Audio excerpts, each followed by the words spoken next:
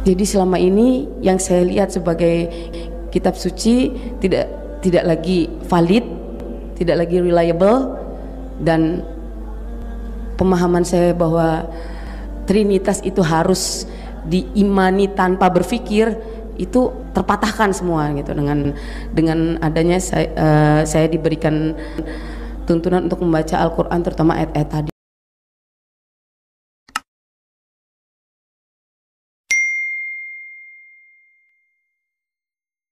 Shalom saudaraku, salam damai sejahtera di dalam kasih Kristus. Berjumpa lagi dengan saya. Di Juli kita akan belajar berapologetika bersama-sama di channel ini. Dalam video kali ini saya mau menanggapi seorang mualaf. Dulu ini mantan penyanyi, kalau Bapak Ibu masih ingat ada seorang penyanyi yang bernama Tere yang menjadi mualaf beberapa waktu yang lalu, sudah sangat lama ya. Nah, saya menemukan video baru. Ternyata saudari Tere ini sekarang sudah ceramah atau bisa dibilang sudah menjadi ustazah gitu ya. Nah, apa isi ceramahnya? Ya, kalau kita melihat isi ceramah para mualaf tentunya bukanlah dari kitab suci mereka yang baru, tapi masih mengobok-obok, membongkar kitab suci mereka yang lama. Saya nggak tahu, mungkin mereka gagal move on atau apa ya. Nah, sebelumnya mari kita melihat apa yang dilakukan oleh saudari kita Tere berikut ini. Ada 3 pesan berbeda, masing-masing mengklaim bahwa ini kami dari sumber yang asli. Maka dalam silogisme berpikir saya, tidak mungkin tiga-tiganya salah, tidak mungkin tiga-tiganya benar.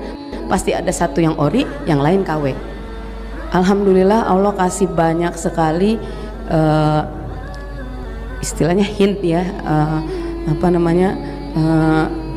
dikasih sinyal-sinyalnya banyak banget gitu. Saya diizinin membuka surat ini. Di surat An-Nisa ayat 171 itu sangat jelas ditujukannya untuk ahli kitab bahwa kita diminta untuk mengakui bahwa Yesus itu atau Nabi Isa ibn Maryam hanyalah Rasul. Berhentilah mengatakan Tuhan itu 3 gitu tuh. Jadi itu sudah sangat definitif sebenarnya jawaban untuk umat Nasrani yang mengkultuskan Nabi Isa. Lalu juga di 157-nya juga disampaikan, wallahu alam ya, sekarang ternyata juga besok saudara-saudara kita yang belum mengenal Yesus sebagai Nabi Isa, mereka menganggap Yesus bangkit, padahal tidak pernah disalib kalau di ayat 157 disampaikan gitu tuh. Dan ini juga disebutkan di ayat 87 itu memang dilebihkan, rasul yang dilebihkan, makanya kita mengimani sebagai salah satu nabi besar ya itu, karena memang tugasnya nanti besar banget. Dia akan bertugas membunuh Ad-Dajjal, fitnah terbesar umat manusia. Dan di Al-Maidah juga dijelaskan, kafirlah orang yang mengatakan Allah itu 3. Udah jelas banget semua. Yesus yang saya imani sebelumnya dalam konsep pemikiran Kristen Protestan sebagai anaknya Tuhan itu dibantah secara objektif, rasional, dan ilmiah. Sampai akhirnya saya shock waktu itu. Sampai saya jadi selama ini yang saya lihat sebagai kitab suci tidak lagi valid, tidak lagi reliable, dan pemahaman saya bahwa Trinitas itu harus diimani tanpa berpikir itu terpatahkan semua gitu dengan adanya saya diberikan tuntunan untuk membaca Al-Quran, terutama ayat-ayat tadi. Sampai akhirnya saya berpikir untuk pusing juga gitu ya. Saya sempat agnostik karena saya tidak sanggup untuk melanjutkan riset saya. Sampai akhirnya saya dapat sign yang lebih nyata lagi dari sekedar membaca. Pada saat saya tidur, saya sempat merasakan mimpi mati. Oke, yang pertama, menurut Mbak Tere tadi itu 3 pesan berbeda yang mengklaim dari sumber yang asli. Tidak mungkin tiga-tiganya salah dan tiga-tiganya benar. Pasti ada satu yang ori dan yang lain KW alias palsu. Yang dimaksud oleh Mbak Tere tadi itu, saya yakin bahwa itu adalah Yahudi, Kristen, dan juga Islam. Nah, kalau kita melihat runut sejarahnya gitu ya, yang pertama kali hadir di muka bumi ini adalah Yahudi, Yudaisme. Kemudian baru Kristen di abad pertama. 500 tahun kemudian baru Islam.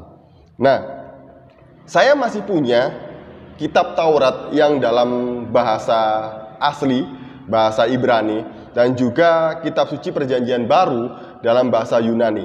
Dan saya bandingkan dengan kitab Tauratnya orang Yahudi yang ada di Pak Bambang Nursena. Punya saya sama persis, bahkan titik komanya tidak ada yang berbeda. Nah, kalau menurut Mbak Tere tadi itu adalah yang asli adalah Islam, maka ini adalah logika yang salah gitu dari seorang mualaf. Tadi memang kebanyakan seperti itu dia. Yang terakhir ngaku yang paling asli. Kalau kita melihat mualaf yang lain ngomong gitu, agama yang benar pasti itu dilihat dari kitab sucinya. Kalau tidak ada campur tangan manusia, itulah kitab suci yang asli. Tunggu dulu. Saya mau tanya, apakah kitab suci Anda turun dari langit mak gedebuk gitu sehingga tidak ada campur tangan manusia? Ada yang nulis kan? Orang lain yang nulis kan? Sama kan? Jangan Anda menuduh kitab suci kami karena palsu, ditulis oleh tangan manusia gitu. Padahal Anda juga sama seperti itu. Kalau hanya sekedar tuduh-menuduh kalau kitab kalian palsu, Taurat Injil palsu gitu ya, gampang. Sekarang tunjukkan mana buktinya, yang asli mana, tunjukkan kepada saya supaya saya percaya kepada yang asli ini gitu loh ya. Nah, kalau kitab Taurat dan Injil palsu gitu ya, ini kan firman Tuhan, firman Allah. Masa iya Allah tidak bisa menjaga firman-Nya? Allah yang seperti apa yang tidak sanggup menjaga firman-Nya sendiri sehingga harus diubah-ubah oleh manusia? Jadi terlalu gampang untuk menuduh agama yang lain palsu, kitab suci yang lain palsu, punya saya yang asli gitu ya. Jangan seperti itulah ya. Kan Anda datangnya belakangan. Kalau Anda beli barang gitu misalnya kan, kira-kira yang asli itu yang dibuat lebih dulu atau yang ketiga kalinya? Misalnya Anda beli sepatu mereknya Nike gitu ya, pertama kali, kemudian dibuat di negara yang lain, dibuat kedua kali, baru dibuat di Indonesia, dijual di Tanah Abang gitu ya. Yang ketiga kali ini kira-kira ori atau KW? Nah, harusnya Anda logikanya seperti itu, bukan yang belakangan menuduh yang pertama KW. Lucu. Kemudian yang kedua, Yesus atau Isa hanya utusan atau rasul. Berhentilah mengatakan Tuhan itu tiga. Siapa yang mengatakan Tuhan itu tiga? Nggak ada. Kami orang Kristen mengenal, mempercayai bahwa Tuhan itu esa. Ingat ya, satu dengan esa itu berbeda gitu ya. Kalau satu ini kan angka, jumlah. Esa itu berbicara mengenai satu kesatuan yang utuh. Allah Bapa, Firman, dan Rohnya yang adalah satu kesatuan yang esa, yang tidak dapat dipisahkan. Nah, kemudian yang ketiga, Yesus tidak pernah disalib tapi diserupakan. Kok Anda ya percaya ya kalau ada orang ngomong Yesus tidak disalib tapi diserupakan. Bahkan sejarah gereja, orang di luar Kristen pun mengatakan Yesus disalib. Talmud, kitabnya orang Yahudi, mencatat Yesus disalib gitu ya. Nah, sejarah mengatakan Yesus disalib. Kitab-kitab yang lain mengatakan Yesus disalib. Lah ini Yesus diserupakan. Kira-kira kalau saya bertanya, yang diserupakan dengan wajahnya Yesus dari perut sampai wajah bahkan suaranya siapa?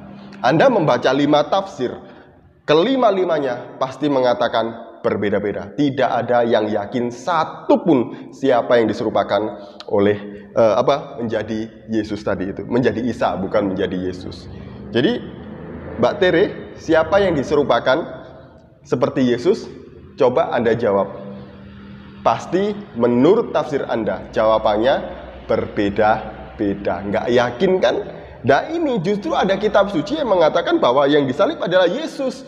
Saksinya banyak gitu. Kalau ada saksi itu sah secara hukum. Lah ini nggak ada saksi, siapa yang ngomong? Kok Anda percaya gitu loh ya. Nah, kemudian yang keempat, kafirlah orang yang mengatakan Allah itu tiga.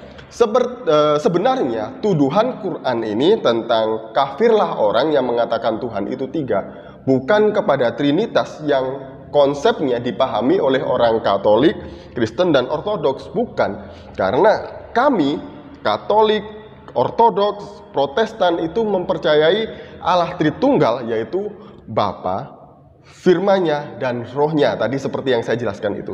Tapi tuduhan Al-Quran ini, kafirlah kepada orang yang mengatakan Allah itu tiga, bukan kepada kami, tapi kepada bidat Maryamah yang tumbuh subur di Jazirah Arab pada abad keempat dan kelima sebelum kelahiran Islam.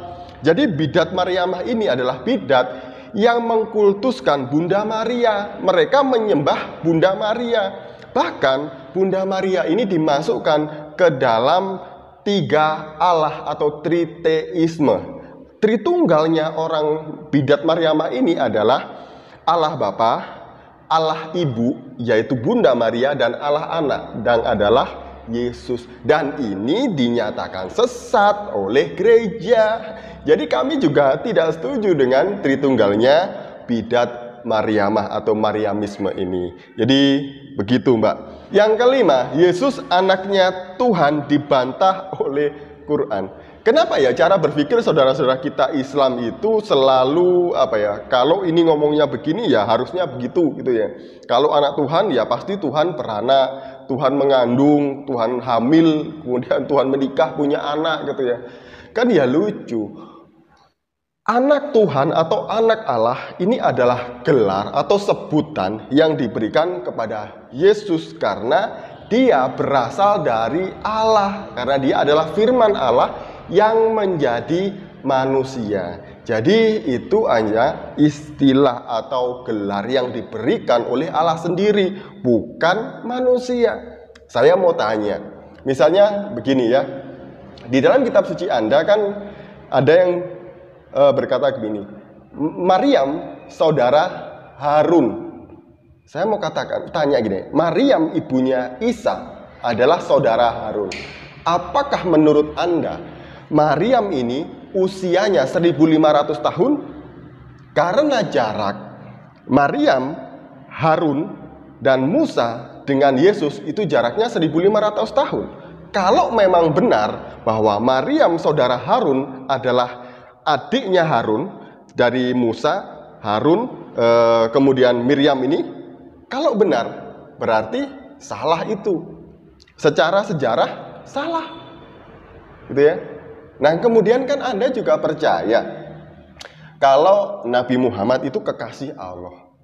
Apakah mereka pacaran karena sebutan kekasih ini? Enggak kan? Jadi sebenarnya orang yang mengatakan anak Tuhan, Tuhan beranak itu secara tidak langsung menabok mukanya sendiri kanan kiri bolak-balik sebenarnya. Jadi sudahlah, ini hanya istilah-istilah yang Anda sebenarnya bisa mengerti kalau Anda mau mempelajarinya gitu ya. Jangan menuduh gini orang Kristen terlalu jelek di mata Anda. Janganlah ya. Karena juga pasti ada istilah-istilah yang tidak familiar juga bagi kami orang Kristen di dalam agama Anda gitu ya. Dan kemudian yang keenam, akhirnya jatuh pada kesimpulan bahwa Alkitab tidak lagi valid dan reliable.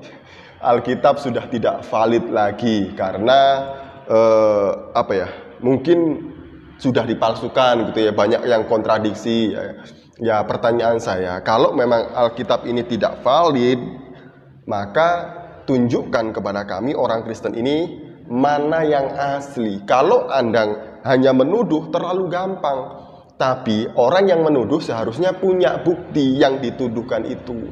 Mana yang asli, supaya kami orang Kristen tahu bahwa ada kitab suci yang asli, ya. Karena kami Untuk perjanjian baru saja ada 5.700 manuskrip yang masih tersimpan rapi sampai sekarang. Dan sama persis dengan apa yang kami punya. Masalah terjemahan, ya namanya terjemahan, pasti ada yang kurang pas bahasanya. Ya, supaya tahu artinya apa yang benar ya harus merujuk kepada bahasa aslinya lagi. Begitu loh Mbak Tere, terlalu dini Anda menyimpulkan hal-hal yang seperti ini tanpa belajar yang lebih banyak lagi. Nah, yang terakhir, yang ketujuh, Trinitas harus diimani tanpa berpikir. Kok nggak ada ya rasanya orang Kristen yang mengimani Trinitas tanpa berpikir ya? Justru Trinitas ini logis kalau dipelajari dengan sungguh-sungguh gitu ya. Gini deh, Allah pasti punya firman kan? Jangan bayangkan Allah Anda tidak punya firman. Karena kalau Allah tidak punya firman dan pernah tidak punya firman, berarti Allahmu cacat, Allahmu bisu gitu ya. Kemudian Allah punya roh kan? Lah kalau Allah nggak punya roh, kan Allah mati. Jadi ketiganya ini adalah esa, satu kesatuan yang tidak dapat dipisahkan. Ini logis, bisa dipikirkan dengan cara yang sangat sederhana. Bahkan anak sekolah minggu, anak saya pun yang masih TK gitu ya, ngerti tentang ini. Kalau saya jelaskan seperti ini, paham kok dia. Anak sekolah minggu saja paham gitu ya. Jadi nggak ada orang Kristen yang tanpa berpikir mengimani Allah Tritunggal atau Trinitas. Nggak ada Mbak. Kalau Anda dulu dibilang begitu ya salah yang ngomong, atau Anda ini mengada-ngada. Sekian dari saya, semoga ini mencerahkan kita semuanya. Shalom, salam waras, Tuhan Yesus memberkati.